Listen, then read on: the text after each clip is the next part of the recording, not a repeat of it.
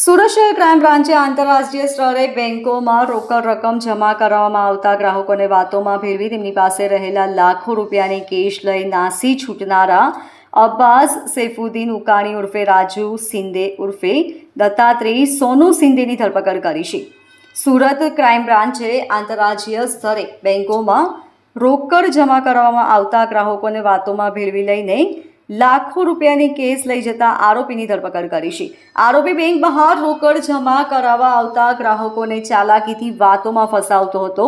તેમને વિશ્વાસમાં લઈ નોટોની ગણતરી કરવા કહેતો હતો.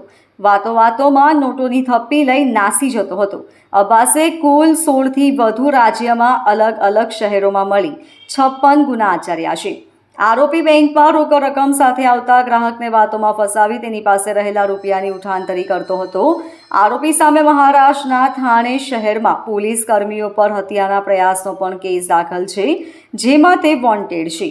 આરોપી અબ્બાસ સૈફુદ્દીન ઉકાણી પોતાની વિશિષ્ટ શૈલીમાં બેંક બહાર રોકડ રકમ જમા કરાવવા આવેલા લોકોને વાતોમાં ભેળવી લઈ ચતુરાઈપૂર્વક તેમની નોટોની થપ્પી લઈ નાસી જતો હતો. 47 વર્ષીય અબ્બાસ મૂળ ઉત્તરાખંડના હરિદ્વારનો વતની છે. હાલ સુરત સહિત મુંબઈ ખાતે આવતો જતો રહેતો હતો.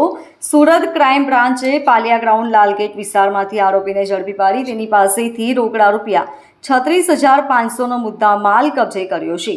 આરોપીએ પોલીસ તપાસમાં ચોંકાવનારી કબૂલાત કરી છે કે તેણે ગુજરાત, મહારાષ્ટ્ર, મધ્યપ્રદેશ, ઉત્તર પ્રદેશ, રાજસ્થાન, હિમાચલ પ્રદેશ, પંજાબ, દિલ્હીની અનેક જગ્યાએ બેંકોની બહાર અને બજાર વિસ્તારમાં રોકડ જમા કરાવવા આવેલા લોકો સાથે વાતોથી ભ્રમિત કરીને ગુનાઓ આચર્યા છે. Bureau report LK star news, Surat.